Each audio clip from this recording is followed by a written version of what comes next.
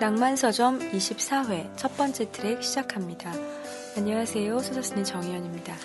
네, 안녕하세요. 평론 쓰고 있는 허입니다. 2015년 2월입니다.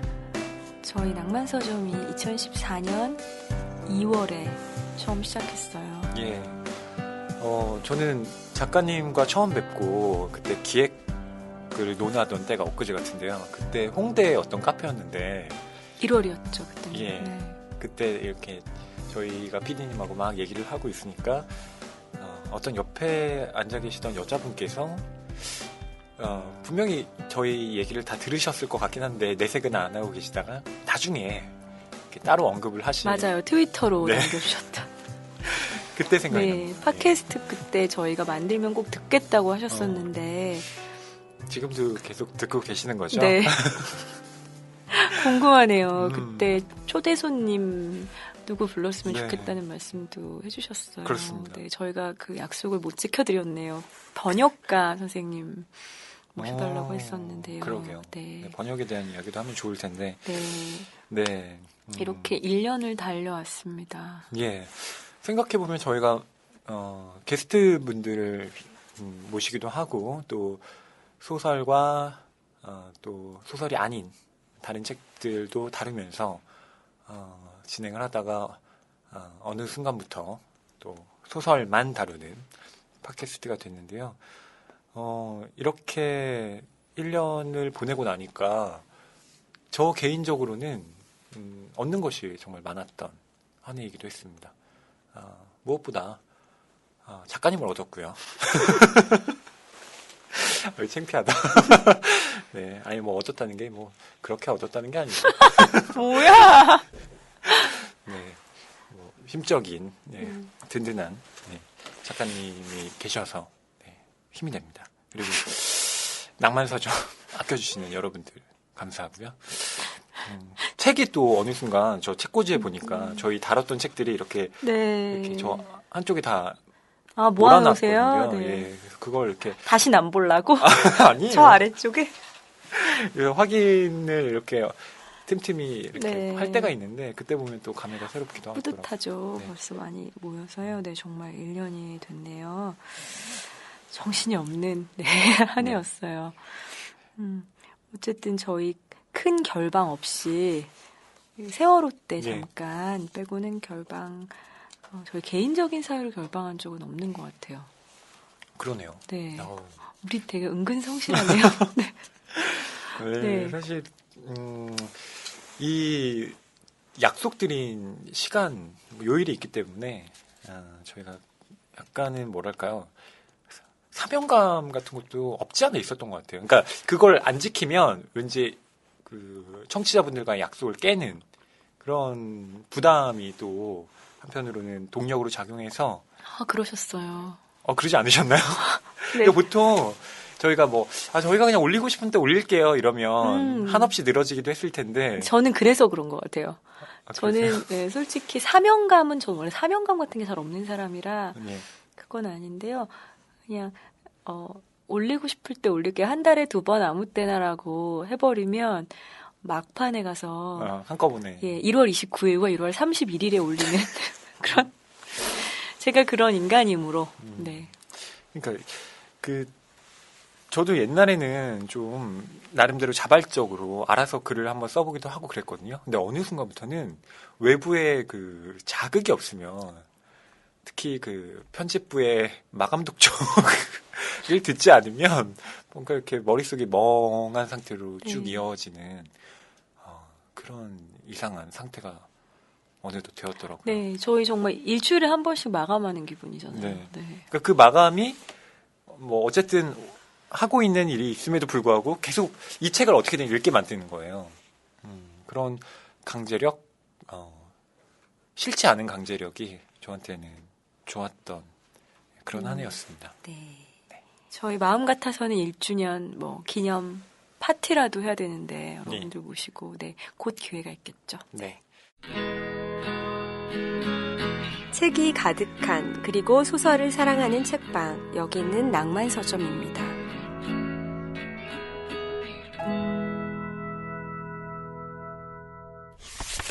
네, 저희 오늘 24회 첫 번째 트랙인데요. 오늘 주제에 대해서 말씀해 주시죠, 작가님.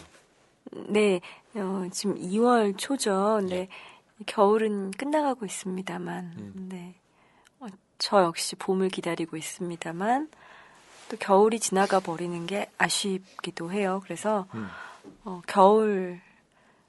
겨울스러운 소설들, 예, 2편 골라봤습니다. 예, 저희가 오늘 함께 나눠볼 책들은 전부 겨울이라는 공통점이 있는데요. 네. 작가님은 4계절 중에 어떤 계절 제일 좋아하세요? 전 겨울은 싫어해요. 아니, 지나가는 게 아쉽다고. 모든 계절이 다, 4개 중에 사실 네. 우열이 있어 봐야 얼마나 크겠어요. 근데, 저는 개인적으로는 봄을 좋아하고요. 5월. 5월. 네. 특별히 뭐 이유가 있으신가요? 날씨 제일 좋고 따뜻하고, 황사도 좀 거치고. 굉장히 실용적인 네. 이유로 5월과 9월? 9월은 왜? 9월도 날씨가 좋잖아요. 청명하고 시원하고. 네, 저는 딱 반팔에 가디건 하나 걸칠 수 있는 날씨. 네. 제일 간소한 차림으로 네, 나갈 수 네. 있죠. 맞습니다. 그런 겨울은 날씨 뭐 이것저것 껴입어야 좋고요. 되고. 네. 근데 겨울은 제가 나이가 들수록 더위와 추위에 너무 약해지는 거. 무릎이 왜 이렇게 시려운지. 네. 그러니까 어떤 극한의 기후에 몸이 허해지시는군요, 작가님. 네, 저뿐 아니라 제 친구들이 다 요새는 내복 꼭 입고 다닌다. 저는 입지는 아직은 않는데요.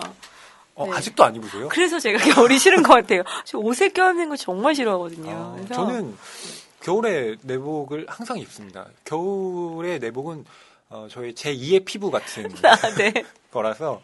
유니 XX? 히트텍? 네, 히트텍이요. 저는 그냥 BYC. BYC 내복?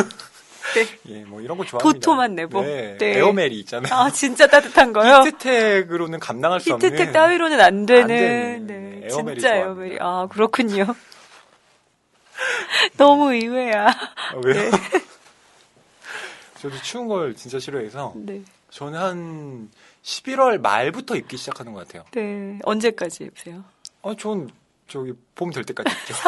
3월 첫 주. 네, 3월 아니요, 3월도 꽃샘추위가. 맞아요. 학교에 있는 사람들, 학교는 또 왜 이렇게 추운지 모르겠어요. 그럼 얼마나 추운데요. 그래서 전 차라리 더운 게 낫지.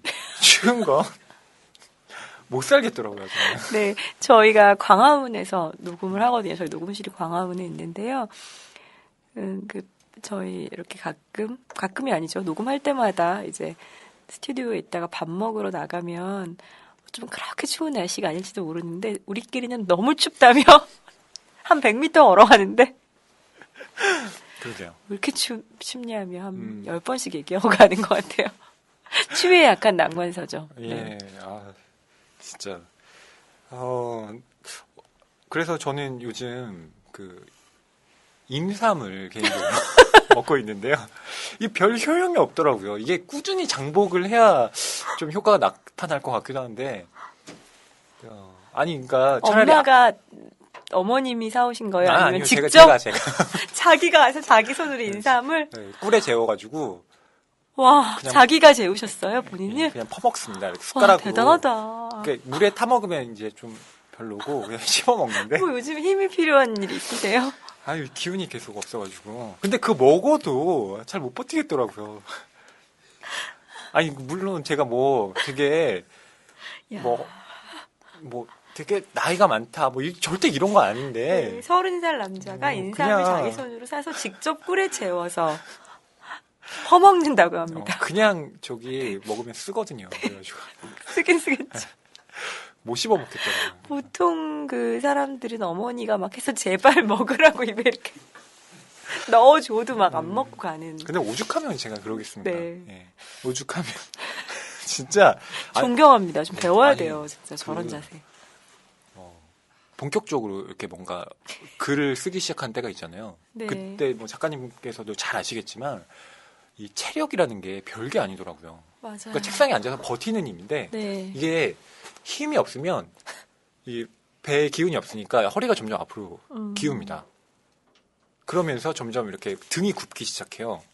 그래서 하기 싫어, 못 하겠어, 허리도 아프고 막 이렇게 되면서 이제 글에 집중을 못 하게 되는데 그 체력이 되면 이 허리가 계속 꼿꼿하게 되면서 안 아파요? 약간 이제 생각도 계속 나면서 그래서 최대한 평상시엔 안 그런데 글 쓸 때는 좀 좋은 거 먹으려고 그렇군요. 챙겨 먹고 있습니다. 저는 정말 이해가 안 되는데요. 왜냐하면 저는 허리가 아플 정도로 앉아있질 않아요. 아, 책상 앞에 앉으면 20분에 한 번씩은 일어나기 때문에 아니, 허리 아픈데 왜 앉아있어요? 그냥 일어나서?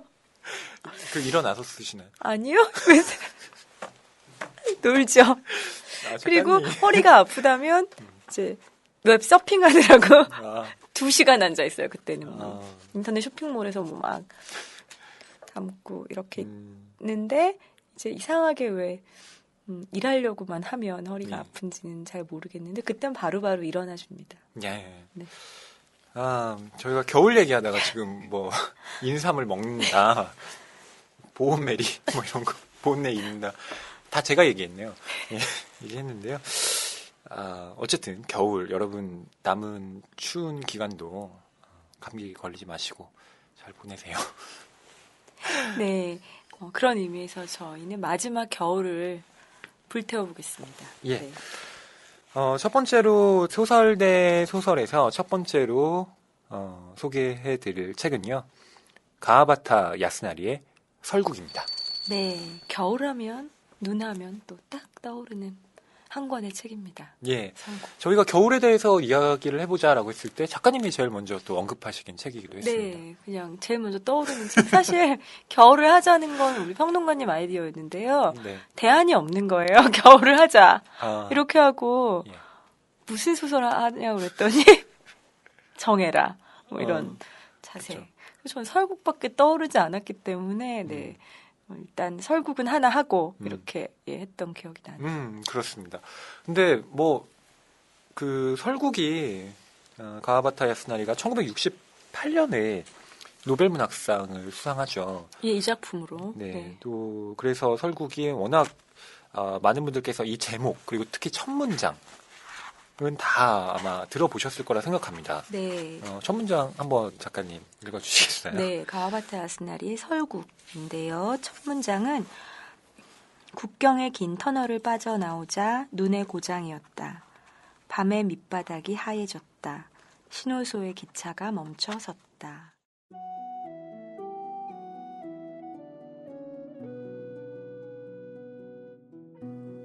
국경의 긴 터널을 빠져나오자 눈의 고장이었다. 밤의 밑바닥이 하얘졌다. 신호소의 기차가 멈춰섰다. 건너편 자리에서 처녀가 다가와 시마무라 앞에 유리창을 열어젖혔다. 차가운 눈 기운이 흘러 들어왔다. 처녀는 창문 가득 몸을 내밀어 멀리 외치듯 역장님, 역장님. 등을 들고 천천히 눈을 밟으며 온 남자는 목도리로 콧등까지 감싸고 귀는 모자에 달린 털가죽을 내려 덮고 있었다. 벌써 저렇게 추워졌나 하고 시마무라가 밖을 내다보니 철도의 관사인 듯한 가건물이 상기스게 을씨년스럽게 흩어져 있을 뿐 하얀 눈빛은 거기까지 채 닿기도 전에 어둠에 삼켜지고 있었다. 역장님 저예요. 안녕하셨어요? 오, 육호양 아닌가. 이제 돌아오는 게로군. 다시 쌀쌀해졌는걸. 제 동생이 이번에 여기서 일하게 되었다죠? 폐를 끼치겠네요. 이런 곳은 얼마 안가 적적해서 못 견딜 거야. 젊은 사람이 안 됐어. 아직 어린애니까 역장님께서 잘 이끌어주세요. 정말 부탁드려요. 염려 마라. 열심히 일하고 있는걸. 앞으로 바빠질 거야. 작년엔 눈이 많이 왔어. 눈사태가 자주 나는 바람에 기차가 오도 가도 못해서 마을 사람들도 승객들을 대접하느라 엄청 바빴었지. 역장님께선 굉장히 두껍게 껴 입으셨네요. 동생 편지엔 아직 조끼도 입지 않았다고 쓰여 있던데요. 난 옷을 4벌이나 껴입었다네. 젊은이들은 추우면 술만 마셔야 된다니까. 그러고는 저기서 나뒹굴고 있다고. 감기에 걸려서 말이야. 역장은 관사 쪽으로 손에 든 등을 흔들어 보였다. 제 동생도 술을 마시나요? 아니. 역장님, 벌써 돌아가는 길이세요? 난 다쳐서 병원에 다니는 중이야. 어머, 저런. 일본 옷의 외투 차림인 역장은 추운 데서 나누는 대화를 어서 끝내고 싶은 듯 곧 뒷모습을 보이며 그럼 조심해서 가요.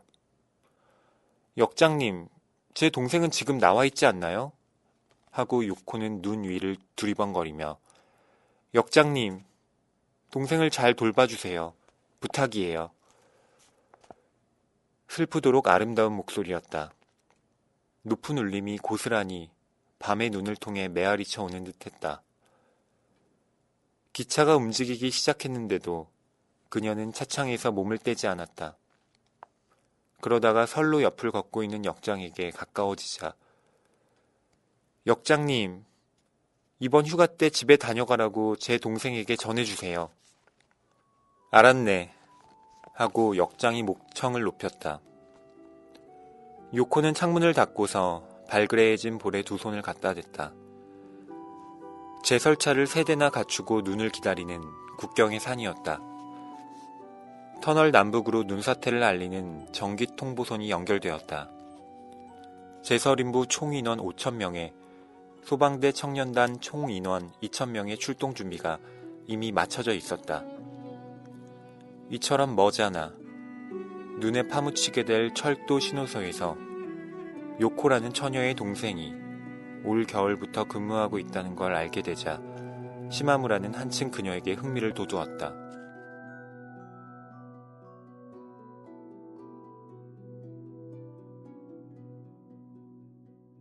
네, 국경의 긴 터널을 빠져나오자 눈의 고장이었다. 이 문장. 강렬하죠. 네. 예, 이 문장으로 다 기억을 하실 텐데, 근데 대부분의 명작들이 그러하듯이 네. 제목은 알고 있대. 그리고 대략의 줄거리는 알고 있대. 실제로 읽지는 않는 그런 또 네. 작품이기도 하잖아요. 그렇죠. 누구나 들어는 봤는데, 네. 또 집에 있기도 해요, 또. 어. 대부분. 근데, 그럼요. 네. 막상 읽어봤니? 그러면은, 언젠가 읽겠지 뭐라고 하는, 그런 책들 중에 또 한 권일 수도 있네요. 그렇습니다.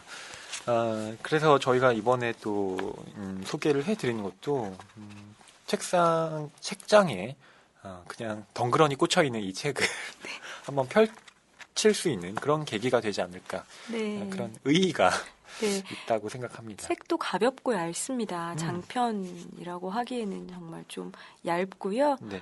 정말 부담 없이, 예, 소지하고 다니실 수 있는, 네, 그런 크기입니다. 예. 설국을 쓴 가와바타 야스나리 작가에 대해서 간략한 말씀을 좀 드리겠습니다. 가와바타 야스나리는요, 1899년에 일본 오사카 출생입니다. 근데 어린 시절이 좀 불우해요. 왜냐하면 일찍 부모님을 여의고 또 중학교 2학년이죠. 그러니까 15살 때 그 조부마저 그 세상을 떠나서 굉장히 외롭게 어린 시절을 보냅니다. 그래서 이 가와바타 야스나리의 작품에 전체적으로 담겨 있는 어떤 고독, 허무, 죽음 이런 것들이 그의 유년기와 뭐 때려야 뗄 수 없는 관계를 맺고 있다는 분석이 또 많이 나오고 있습니다. 네. 예. 그리고 1920년에 동경대 영문과에 입학을 하고 다시 이제 국문과로 전과를 해서 졸업을 하고요. 이후로 이제 그 문예 시대라는 그 문예지를 창간해서 신감각파 운동을 벌여나갑니다. 그러니까 세계를 그냥 있는 그대로 묘사하는 것이 아니라 나의 관점, 나의 시각으로 보이는 새로운 어떤 창조된 세계를 쓰겠다. 뭐 이런 운동 중에 하나인데요. 네, 심리주의적인 어떤 것에 입각을 해서 예. 그 내 눈에 보이는 주관적인 세계, 감각적인 세계를 쓰는 그런 소설이라고 이해하면 될까요? 예, 그렇게 보시면 되겠습니다. 그리고 1924년에 이지의 무희라는 작품으로 이 첫 소설을 발표하는데요. 그 이후로 이제 꾸준히 작품 활동을 하면서 일본의 대표적인 작가로 자리매김합니다. 그리고 이 설국 같은 경우는요, 이 완결까지의 기간이 굉장히 오랜 작품으로 또 알려져 있습니다. 네. 원래는 이 설국을 가와바타 야스나리가 처음부터 장편으로 쓸 생각은 아니었다고 합니다. 원래는 그 36살 때 썼던 단편인 저녁 풍경의 거울이라는 작품을 이 1935년에 발표하거든요. 근데 그 이후로 이제 계속 단편들을 그 발표를 하는데 이게 이제 어느 순간 이 일관성 있게 이 작품을 묶으면 좋겠다 이런 생각으로 이제 설국이라는 제목으로 1948년에 네. 그 장편으로서 출간이 됩니다. 네. 오래 걸렸어요. 13년이요. 13년 네. 정도. 네. 저희가 지난 시간에 그 아고타 크리스토프의 존재의 세 가지 네네. 거짓말을 다뤘는데요. 거기에서도 원래 그 아고타 크리스토프가 처음부터 장편으로 쓸 계획은 아니었죠. 아니었죠. 네. 근데 그렇게 묶여져 남았는데 이 설국도 비슷합니다. 네. 그리고 이것이 노벨문학상을 탄 것은 또 그 한참 뒤에 일이네요. 예. 그러니까 노벨 문학상은 대부분 그러니까 만년의 작가에게 그 수여를 하잖아요. 네. 그러니까 전체적인 이제 그 작품 세계를 일별할 수 있는 어떤 일정한 나이가 되지 않으면 젊은 작가들한테는 뭐 거의 수상을 또 하지 않는 물론 뭐 까미의 경우에는 또 다르기도 합니다만 대체로는 만년의 작가에게 주는 그런 상이라는 인식이 또 있습니다. 네. 그런데 이제 가와바타 야스나리가 노벨상을 탔을 때 막 여러 가지 말들이 많았었던 기억이 나요. 굉장히 일본적인 어떤 정서를 그 일본적인 심성의 뭐 본질을 잘 썼다, 탁월하게 썼기 때문에 노벨 문학상을 준다라는 그런 한림원의 어떤 이야기가 있었고 또 정말 가와바타 야스나리도 그 수상 이제 하면서 연설을 할 때 아름다운 일본의 나 뭐 이런 식으로 연설을 했는데요. 그러니까 이게 정말 이제 전후부터 1968년까지 어떤 일본이라는 나라가 있잖아요. 근데 그 일본에게 준 건지 뭐 가와바타 야스나리에게 준 건지에 대한 막 설레가 그때 왜 없었겠어요. 네. 네. 그리고 이제 뭐 재미있는 일화로는 그때 이 가와바타 야스나리의 소설 이 설국을 영어로 번역한 번역자도 정말 이게 받을 줄은 몰랐다. 이걸 나도 되게 이해하기 힘들었는데 예. 심사위원들이 과연 이 소설을 어떻게 이해하고 줬는지 모르겠다라는 또 말을 남기기도 했죠. 근데 그렇죠. 그렇지만 또 설국은 참 좋은 작품이 분명하다라고 했던 기억이 나네요. 네. 네. 이 설국에 대해서도 뭐 노벨 문학상을 받은 작품이기도 해서 그간 뭐 일문학 학계에서는 정말 많은 연구가 이루어져 왔습니다. 그렇죠. 예. 네. 그래서 가와바타 야스나리의 그 설국 연구라는 책도 단행본으로 아예 두꺼운 두께로 네. 묶여져 나왔어요. 그런 식으로 워낙 이 작품에 대해서는 이미 많은 어떤 연구가 이루어져 와서 사실 저희가 다룰 때 뭔가 연구자의 시선으로 막 설명을 해드린다기보다는 말 그대로 겨울, 뭐 눈 이런 관점에서 어떤 이야기를 좀 나눠봤으면 하는 그런 생각을 좀 갖고 있습니다. 네, 또 수상 작품이어서가 아니라 설국이 정말 딱 읽고 나면 정말 모호하잖아요. 진짜 뭐가 예, 읽고 나서 정서를 한마디로 표현하라면 모호해, 혼란스러워, 뭐였어 이런 네. 건데요. 저는 그게 답일 수도 있다고 생각해요. 그렇기 때문에 주제도 모호하고 정말 배경도 모호하고 인물도 모호하고 다 모호하다는 어떤 네. 그 안개 속에 들어있는 그런 느낌이 남죠. 그것이 바로 작가가 의도했던 그 모호함일 거란 생각이 들고요. 그렇기 때문에 뭐 비평가들이나 평자들이 정말 이 작품을 본격적으로 나는 읽어내고 싶다. 라는 그런 마음이 더 많이 드는 그렇죠. 그런 작품일 것 같아요. 그 모호함을 나의 읽어보고 프레임으로 싶다. 네. 예, 좀 더 명확하게 규명해내고 싶다는 네. 욕망이 연구자, 뭐 평론가들한테는 있죠. 네. 그리고 그 설국의 이 배경이 또 이미 유명한 관광지가 됐습니다. 니가타현에 이- 요즘 스키 타러 많이 가시는 것 그러게요. 같아요. 이 니가타현. 니가타현의 그 유자와 온천, 네. 그 아예 그 가와바타 야스나리가 이 설국을 그 온천에서 썼죠. 집필했다고 알려져 있는데 그 온천 중에는 아마 깊이 감사할 겁니다. 네. 계속 관광객들이 아마 많이 오겠죠? 예. 그리고 제가 알고 있기로는 한국에서도 그 니가타현 이렇게 많이 설국 가시더라고요. 네. 네, 그러니까 아예 프로그램이 있던데요. 설국 여행. 근데 이렇게 해서. 예 가시는 분들이 또 가와바타 야스나리의 설국을 읽으셨는지는 모르겠네요. 네.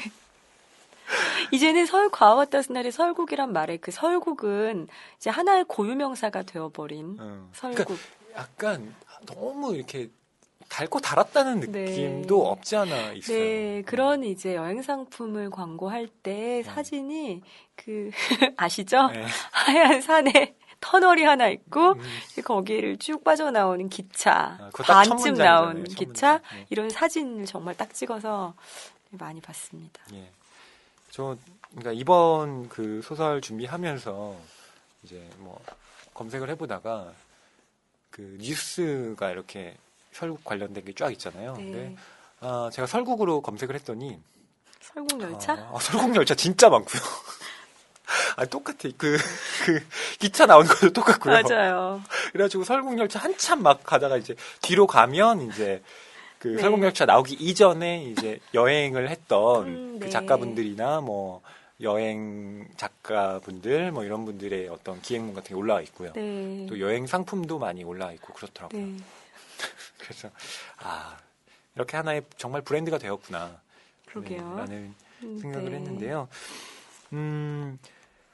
저는 이 소설을 사실 처음 읽고 받았던 느낌은 이게 꼭 물론 맥락은 좀 다르고 소설도 비슷하진 않지만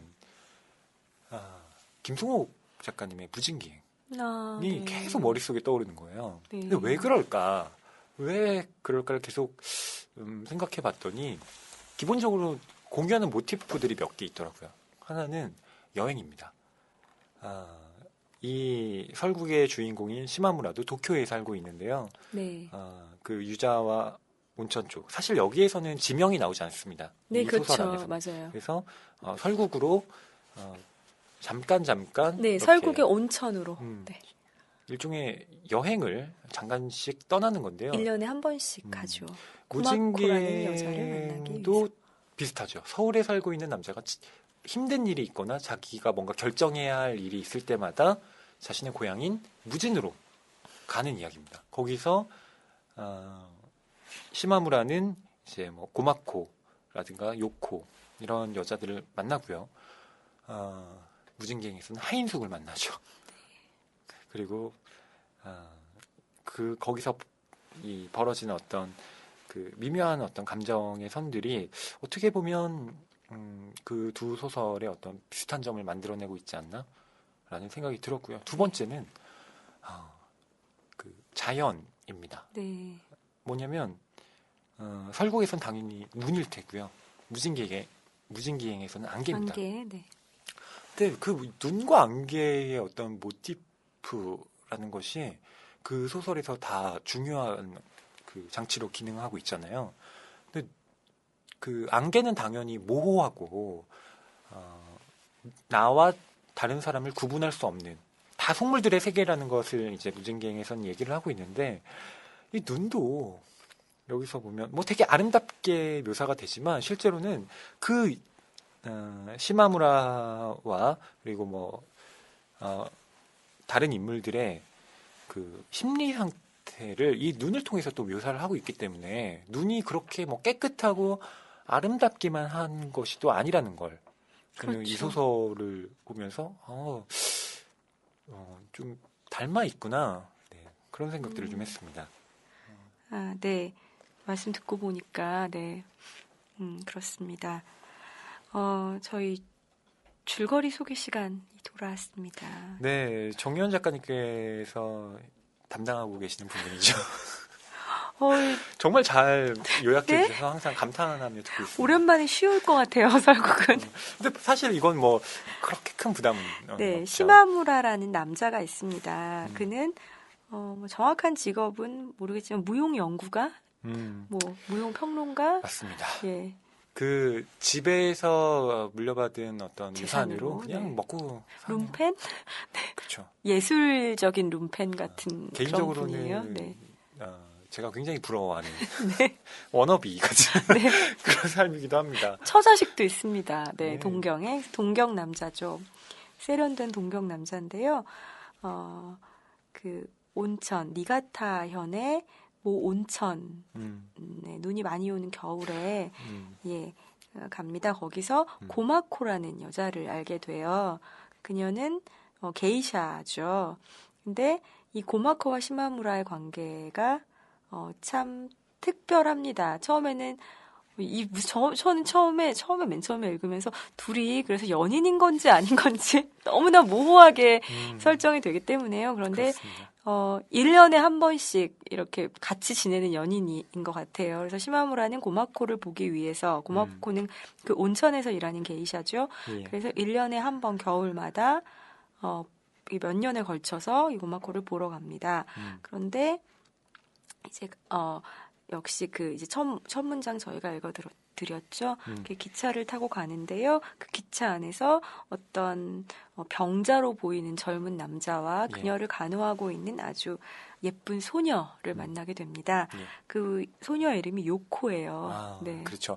그 저희가 미리 듣는 소설 네. 업로드를 했는데 바로 그 앞부분. 네. 그러니까 기차 안에서 그 남자를 간병하고 있는 그 요코의 모습을 계속 관음하죠. 네. 관음증적인 시선으로 보는 이 네. 시마무라의 어떤 시선을 네. 읽어드렸습니다. 좀 더 선명하게 떠올리려고 조바심 치면 칠수록 붙잡을 길 없이 희미해지는 불확실한 기억 속에서 이 손가락만은 여자의 감촉으로 여전히 젖은 채 자신을 먼데 있는 여자에게로 끌어당기는 것 같군 하고 신기하게 생각하면서 코에 대고 냄새를 맡아보기도 하고 있다가 문득 그 손가락으로 유리창에 선을 긋자 거기에 여자의 한쪽 눈이 또렷이 떠오르는 것이었다. 그는 깜짝 놀라 소리를 지를 뻔했다. 그러나 이는 그가 마음을 먼데 두고 있었던 탓으로 정신을 가다듬고 보니 아무것도 아닌 그저 건너편 좌석의 여자가 비쳤던 것뿐이었다. 밖은 땅거미가 깔려있고 기차 안은 불이 밝혀져 있다. 그래서 유리창이 거울이 된다.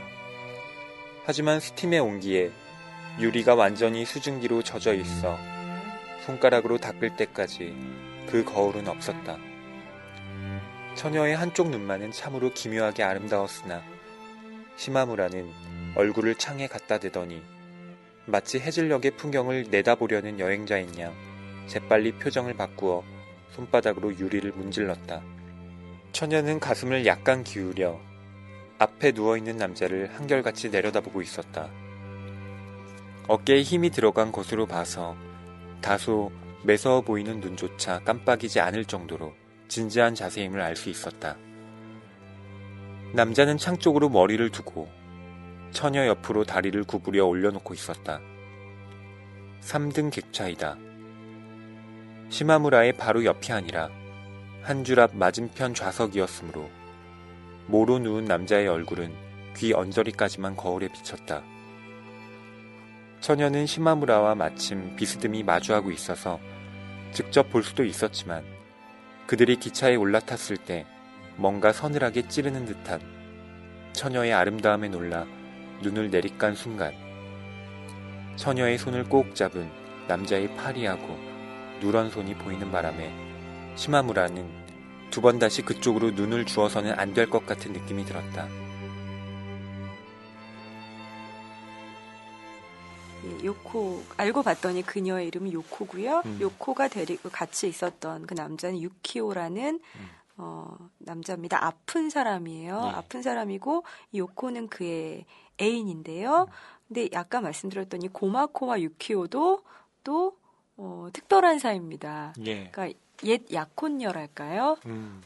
그래서 소문에 의하면 고마코가 게이샤를 하는 것은 유키오의 그 뒷바라지를 하기 위해서다라는 예. 이야기가 있어요. 그러니까 유키오라는 남자를 놓고 요코는 현재 애인, 고마코는 옛 친구 겸 약혼녀.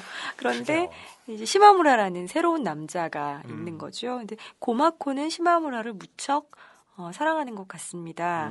고마코는 시마무라 만나면 뜨거워져요, 몸이. 네. 그 발언 굉장히 뜨겁네요. 네. 네. 더 뭐 어떻게 표현할 몸이 말이 뜨거워진다. 마땅하지 않아서, 네. 점점 그러신 것 같아요. 예. 그런데 시마무라는 그런 고마코에게 대해서, 참, 나쁜 남자.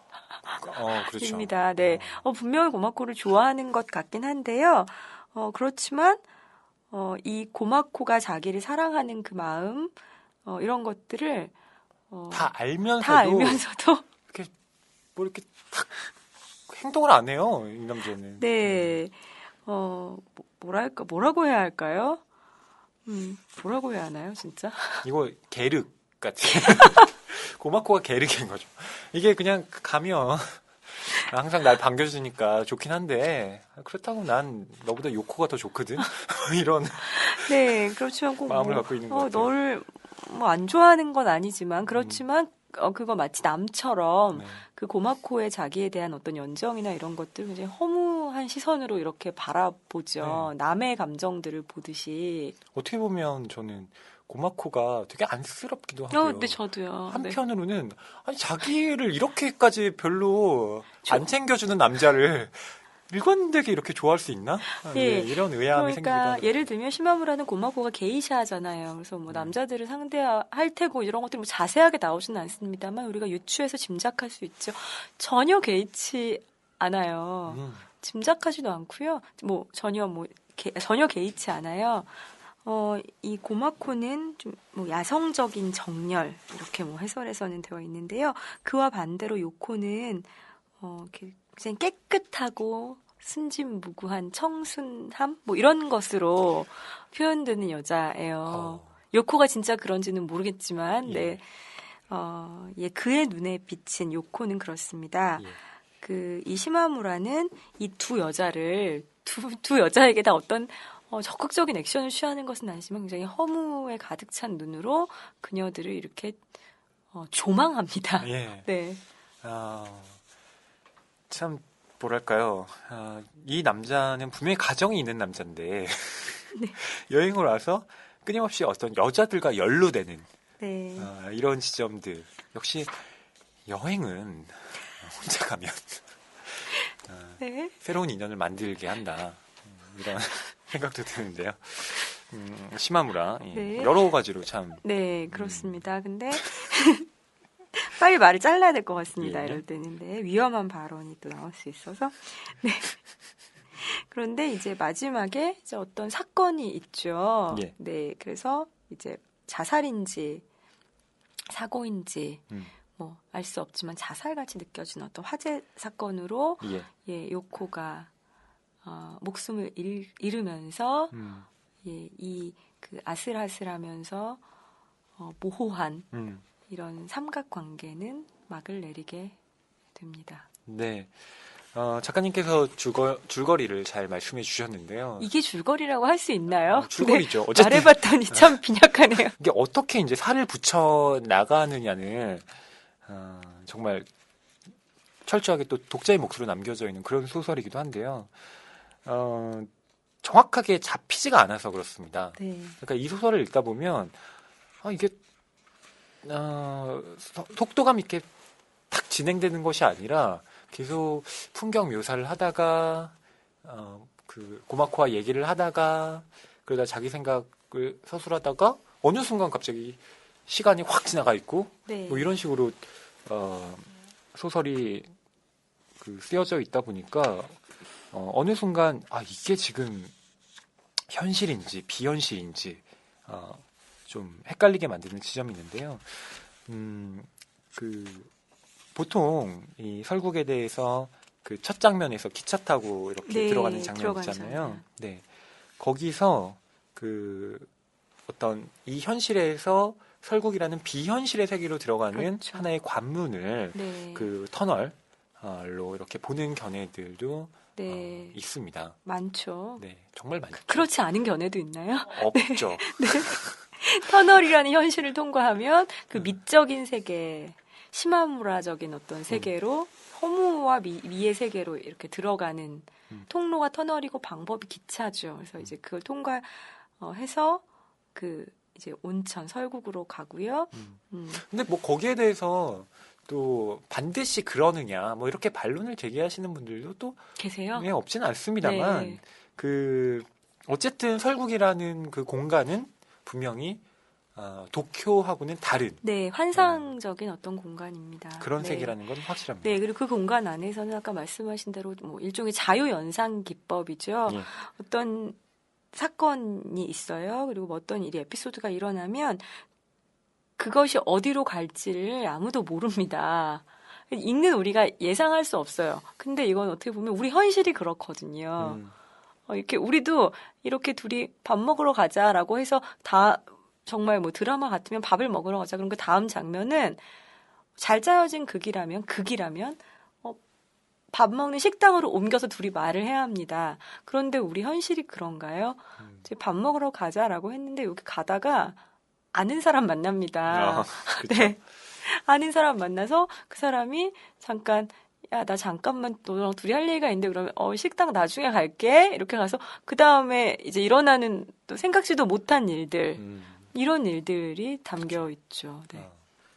그러니까 정합적으로 일어나지 않는 어떤 사건들의 연속이 또 네, 우연한 부분들의 부분들이 모여 있다는 느낌도 들고요. 예. 그것이 작가가 의도한 방식, 작가가 그 인간의 생을 바라보는 네. 그런 시선입니다. 그래서 당연히 어떤 이 전체 서사의 완결이라고 말할 수 있는 건 정말 없고요. 그리고 우리가 아까 결말이라고 뭐 요코가 그렇게 됐다라고 말씀드렸지만 그것이 정말 결말인지 모르겠어요. 정말 갑작스럽게 거기서 뚝 끊기는 느낌이 들거든요. 예. 네. 저는 또 그러한 요인들 중에 약간 뭐 삐딱하게 그냥 네. 좀 얘기를 한다면 처음부터 장편으로 기획된 것이 아닌 작품이라서 그렇다는 생각도 듭니다. 그러니까 애초에 의도가 단편으로 아니라, 이게 장편임에도 불구하고 그러니까 한 권의 책으로 묶여져 나왔지만 그렇게 긴 분량은 아니잖아요. 그렇죠. 네.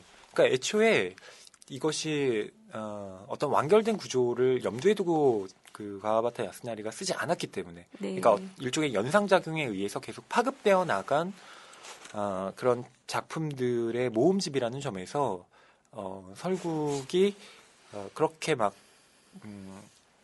체계적으로 읽히지 않을 수밖에 없는 그런 태생적인 요건을 갖고 있는 것 같기도 합니다. 네. 또 그렇게 말씀을 드릴 수 있는 이유 중에 하나가 이 소설이요.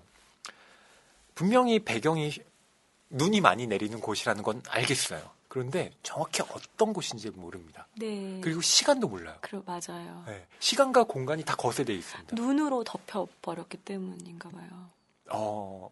그렇게 예. 굉장히 문학적인 표현인데요. 네. 그렇죠. 눈으로 다 문학하는 사람이에요. 네. 그렇죠. 알고 있는데요. 네. 갑자기 그 말씀을 딱 들으니까 저 뭘로 보신 거죠? 네. 그렇지. 눈으로 다 덮여 있지. 이렇게. 네. 저 시인 지망생이거든요. 그럼요. 왜 근데 바하바타 야스나리가 이렇게 시간과 공간을 제거한 소설을 썼을까? 거기에 대해서도 이제 분석들이 좀 있는데요.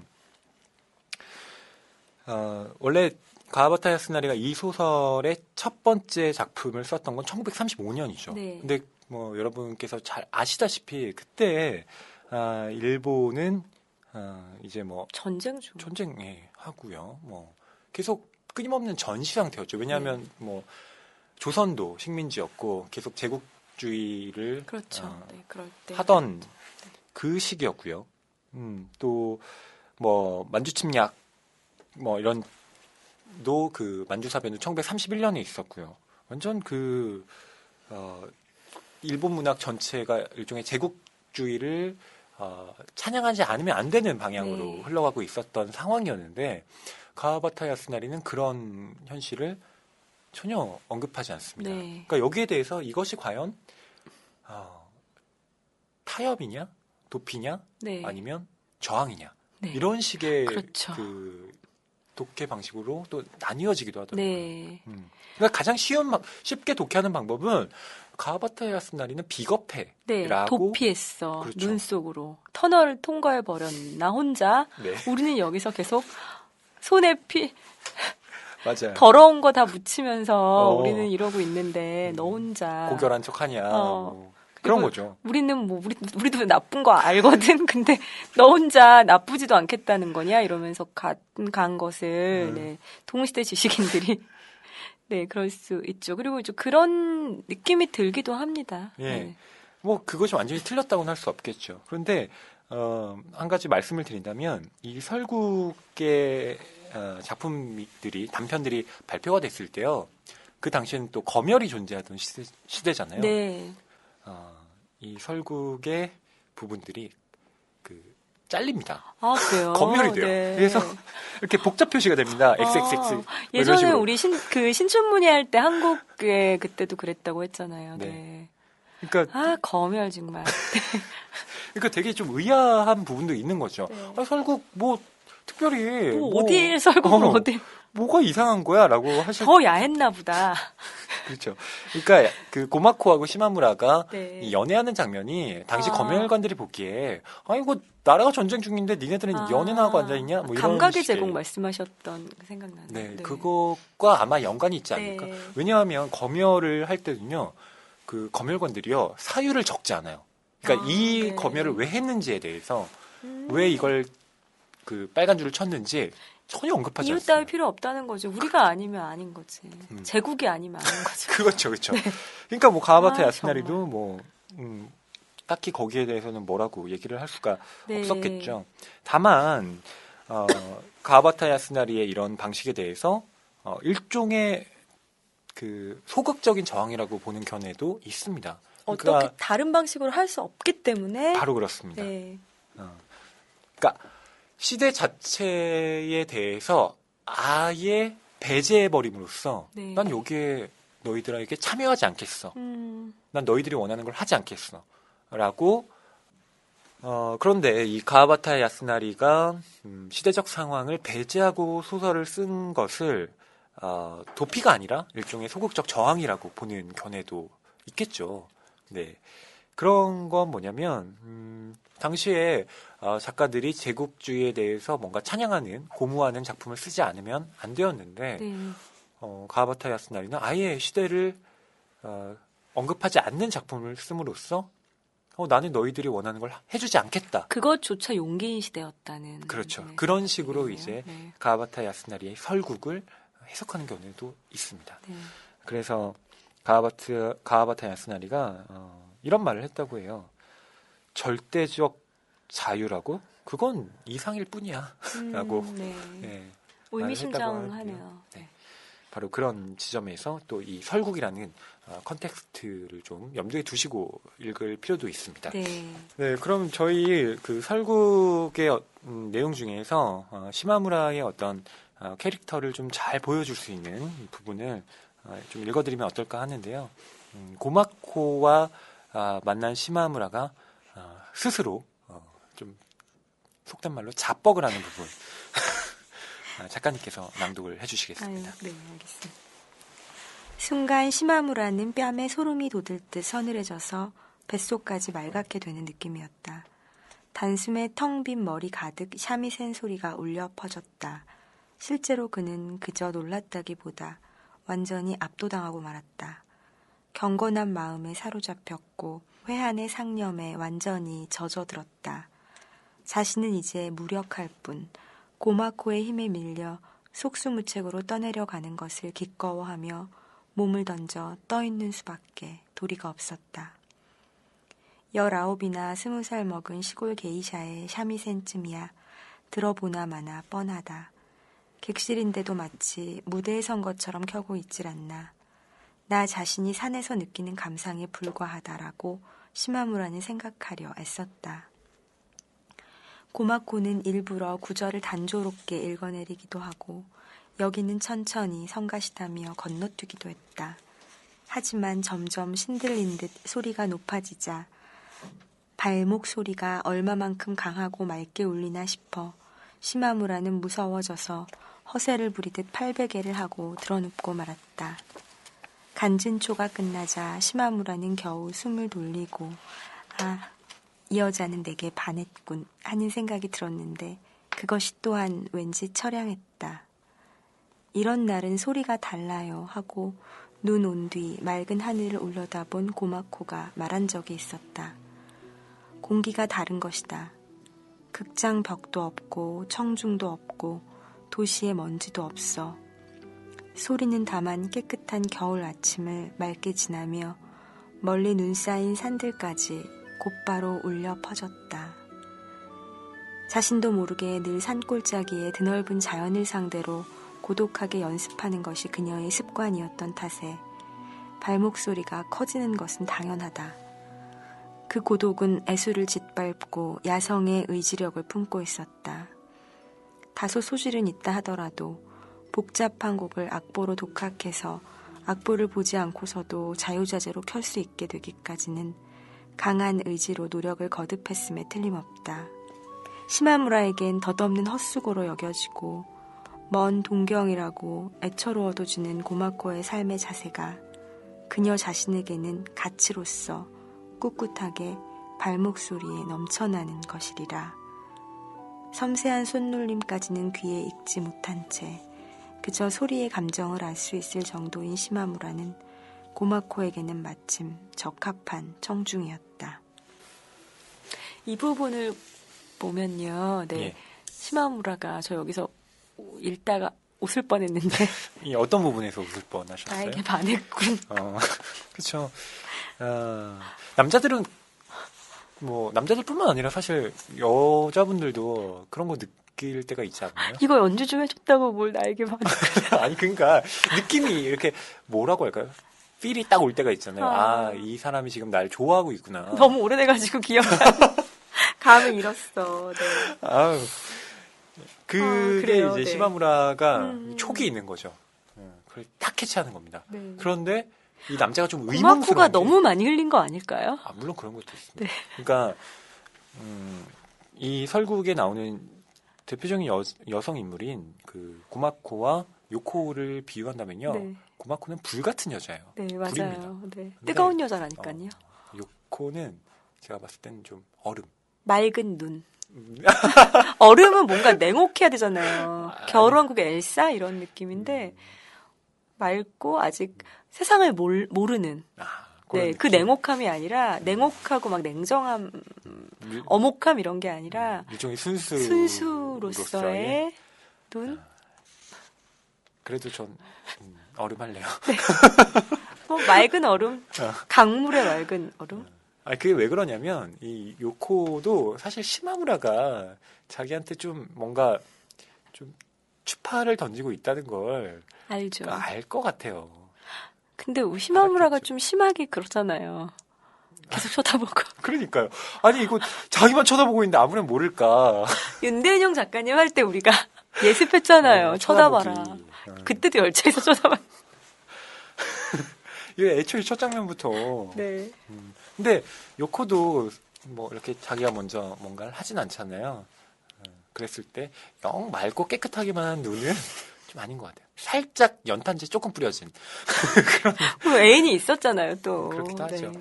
근데 어쨌든 뭐 둘 중에 뭐 어떤 우열을 가리겠다는 것이 아니라 그 중에서 제일 의문스러운 사람은 역시 시마무라죠. 시마무라죠. 네. 그리고 저는 이 부분이에요. 지금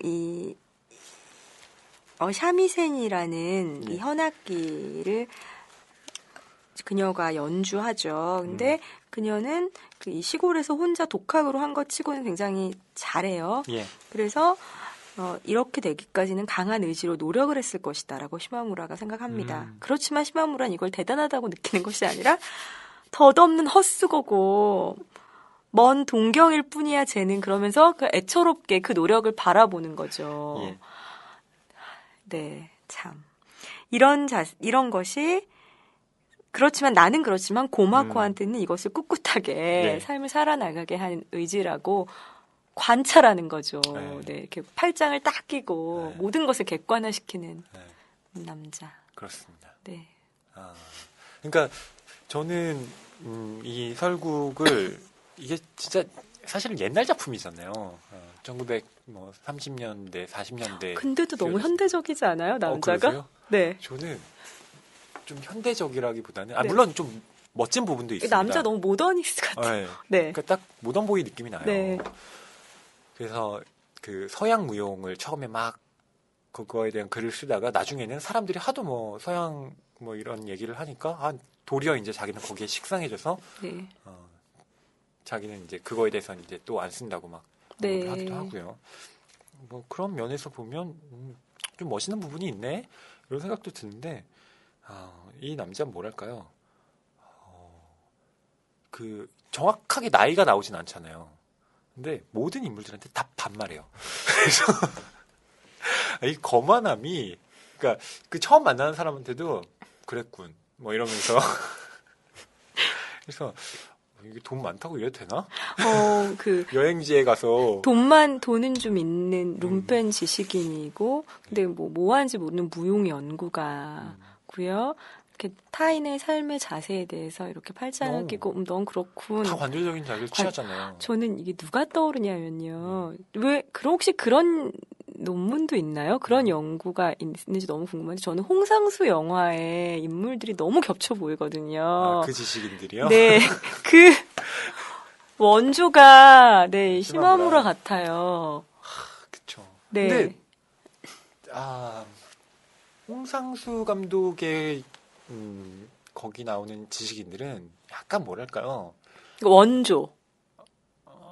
그런 의미죠. 예. 그렇죠. 그러니까 그렇게 보면 원류? 네. 아직 파생되기 전에. 네, 파생되기 전에 어떤 순수한 그런 남자, 그런 관계, 그리고 여기서 맺는 이 자유연상기법에 의해서 이렇게 파편적으로 그걸 보여주면서, 예, 그 여자들의 관계를 그 남자 시선으로, 이렇게 그 여자들의 시선을 이렇게 보는, 그 카메라로 이렇게 보는 것 같거든요. 그래서, 저는 이상하게 이 가와타 스나리 소설을 읽으면, 홍상수 감독이 떠올라요. 특이한가요? 네. 그러니까 저는 김승옥 작가님을 떠올렸는데 네. 예, 작가님은 홍상수 감독님을 떠올렸다. 야, 아니 근데 이것도 독해의 어떤 다른 방향인 것 같아요. 세상을 바라보는 어떤 프레임이 예, 유사한 부분들이 있는 것 같아요. 네. 그렇기도 하네요. 근데 어쨌든 이 시마무라라는 캐릭터가 뭐랄까요?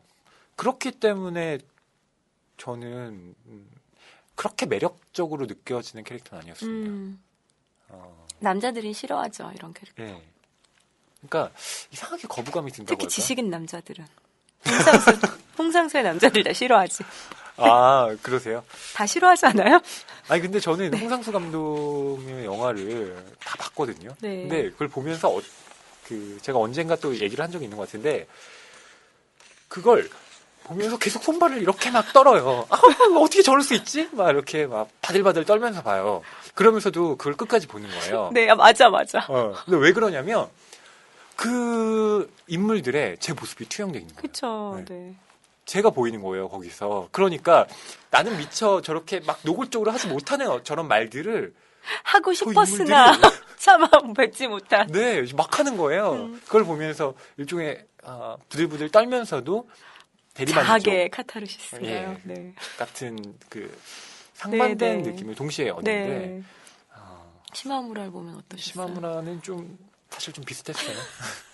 한편으로는 부럽기도 하고요. 그냥 무용 연구하면서 여행 다니는구나. 저는 나도 그러고 이 싶다. 설국에서 고마코와 시마무라가 이제 처음에 이제 서로의 감정을 확인하지 않고 처음에 친구처럼 이렇게 네. 만나는 거잖아요. 그때 시마무라가 고마코와 틀림없이 둘이 뭔가 어떤 교감이 있어요. 서로 남녀 관계로 네, 생각한 있죠, 느낌이 있는데 시마무라가 다른 여자를 불러달라고 하잖아요. 그러니까 그 다른 여자를 불러달라고 할 때 의미가 뭐냐면, 그러니까 자기가 너를 좋아하지만 어. 너랑은 계속 친구 같은 관계로 남고 싶어서 그러니까 우리- 너랑은 잘 수 없고 어. 다른 여자랑 자겠으니까 다른 창녀를 불러달라고 그렇죠. 이야기를 한 거잖아요. 그 여자 너무나 당황하죠. 네. 그랬더니 난 너를 그런 사람으로 생각 안 해서 그런 건데 근데 그게 굉장히 위약적으로 그래요. 정말 그 진심인지 아니면 그녀를 한번 테스트해보겠다는 건지 떠보는 건지. 그래서 그녀는 막 토라지고 네. 그러면서 그녀는 자기 감정을 더 막 확인을 하게 되는 것 같아요. 내가 왜 이렇게 기분이 나빠질까? 상관없는 남자면 그러려니 할 텐데. 그렇죠. 네. 그러면서 어. 이제 고마코가 시마무라한테 훅 넘어갔죠. 예. 네. 그래서 불러옵니다, 정말 네. 여자를. 근데 그 여자는 고마코보다 못생긴 여자라고 묘사가 되어 있어요. 네. 시마무라는 그녀를 보고 어떤 느낌도 일어나지 않아서 그냥 자기가 우스워져서 좀 웃고 그냥 가라고 하죠, 그녀를. 네. 그러고 보니까 홍상수 감독 지식인 것 같기도 하네요. 좀, 진해를 알 수가 없어요. 시마무라가 하는 행동과 말은. 네. 뭐 중요한 건 아니겠습니다만, 네. 그러니까 사실 이 설국이 서양인들의 눈에 어떻게 비춰졌을지는 전 좀 눈에 보이더라고요. 그러네요. 오리엔탈리즘의 시각이 들어 있지 않았다면 가하바타 야스나리의 설국도 서양인들의 눈에 그렇게 막 노벨 문학상까지 추대할 정도의 그런 작품까지는 또 아닐 수도 있다는 왜요? 짐작도 또 듭니다. 좋아하는 사람 얼마나 좋아하는데. 그럼요. 좋아하는데 네. 이게 사실 되게 이국적인 정서잖아요. 네, 참 취향을 타는 작품이에요. 전 그러니까- 솔직하게 말씀드리면, 네.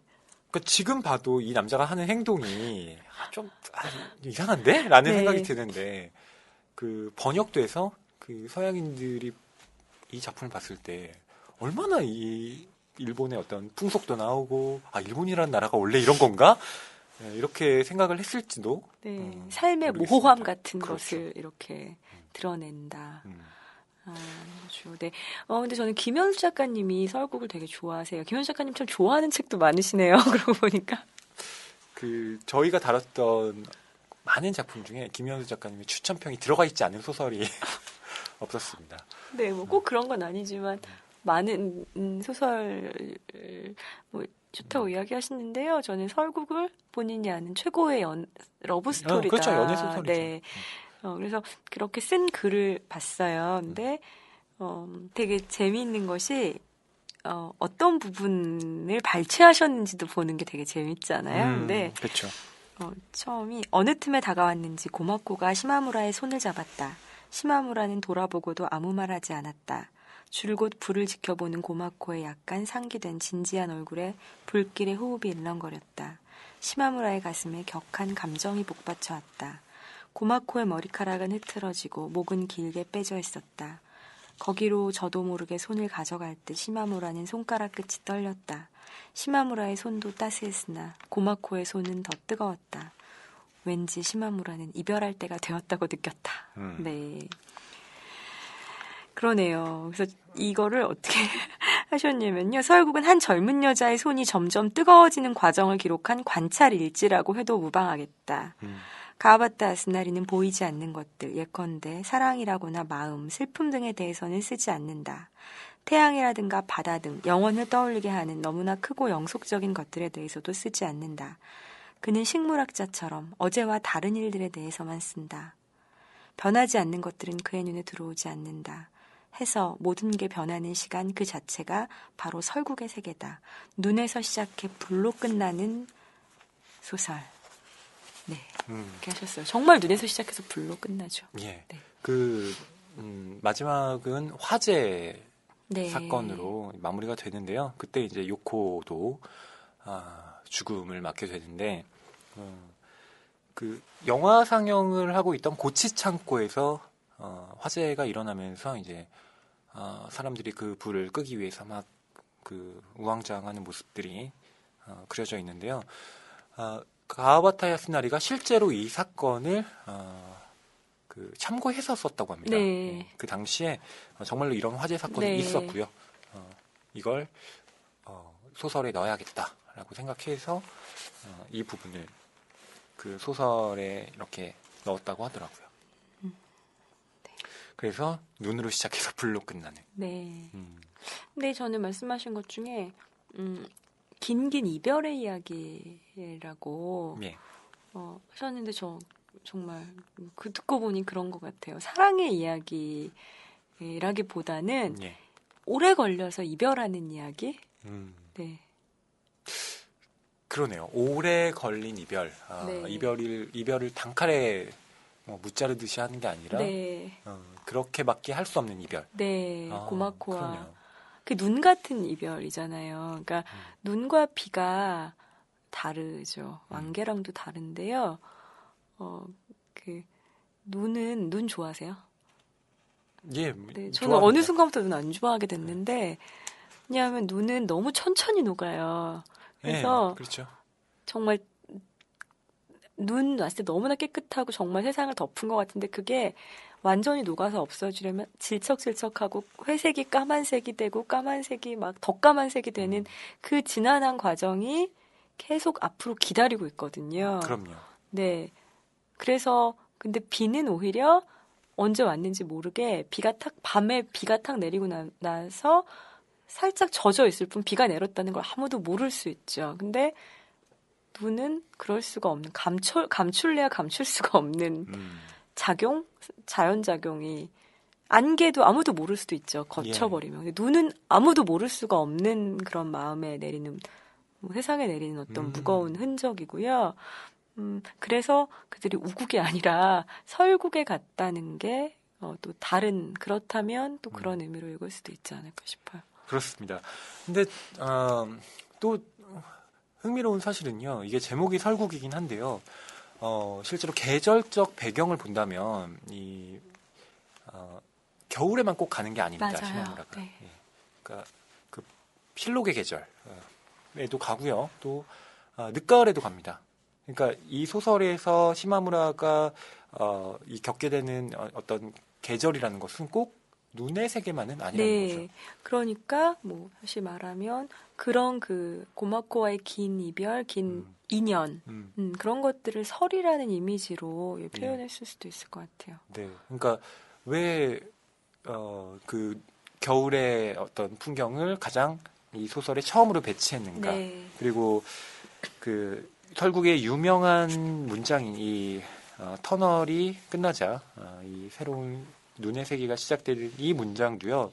원래 단편이 발표될 때는 이렇지 않았다 그래요. 아, 그래요? 예, 이게 훨씬 뒤에 실려 있었다고 하더라고요. 뺐군요, 앞으로. 네. 근데 이걸 이제 나중에 장편으로 네. 만들 때는 가장 앞부분에 네. 넣은 거죠. 그것도 역시 가와바타 야스나리의 의도가 네. 무엇이었는가를 방증해주는 네. 배치가 아닌가 싶습니다. 진짜인지 아닌지 확인된 바 없습니다만, 어디선가 제가 읽었는데요. 그, 돌아가신 디자이너 앙드레 김님께서 예. 가와바타 야스나리의 설국을 좋아해서 하얀 옷만 입으셨다고 하는데, 예. 확인된 바는 없습니다. 네. 저는 그냥 궁금했었거든요. 왜 흰색을 좋아하실까? 네. 그런 하얀 이미지, 그럴 순결한 수도 있겠네요. 이미지. 네. 충분히 개연성이 없지 않은데요. 제가 그 설국에 대해서 이야기를 할 때 너무 이렇게 시마무라 별론데? 이렇게 얘기하고 감히 노벨문학상 수상작인 이 작품에 대해서 네. 너무 날것에 가까운 그 독후감을 한 것 같아서 평론가님이니까 또 심히 평론적으로 정리해 주시겠습니다. 예.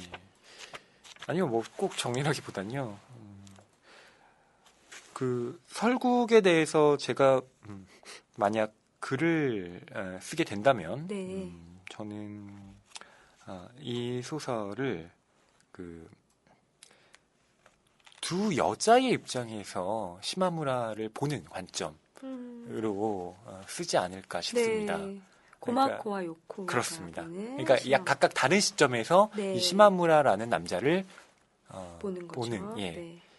왜냐하면 이 설국은 분명히 이 시마무라의 관점으로 전부 서술되어 있지만 실제로 이 시마무라라는 인물 자체가 굉장히 뭐랄까요? 한마디로 정의되지 않는 인물입니다. 그러니까 자기가 하는 일에 대해서 스스로 냉소하고 그러면서도 어떤 말을 해버리고 또 행동하기를 주저하기도 하고 이런 그 우유부담함과 뭐 그 무모함을 동시에 갖고 있는 그런 사람이기도 한데요.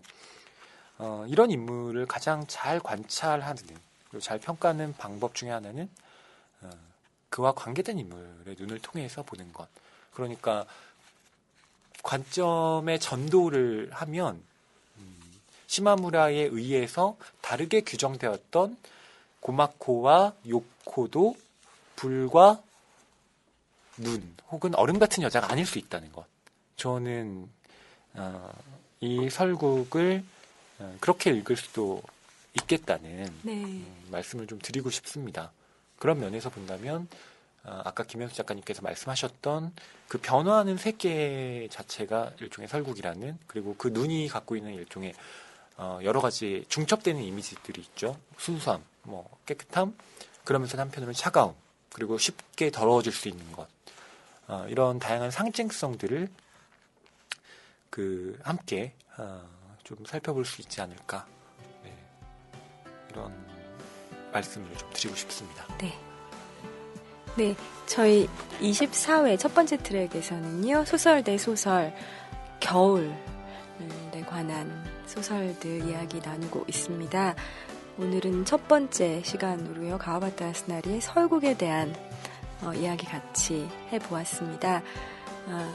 여러분, 2부는, 소설 대 소설 2부는요, 다음 주에 또 이 겨울에 관해서 더 깊은 여러 가지 이야기들 나누겠습니다. 네, 안녕히 계세요.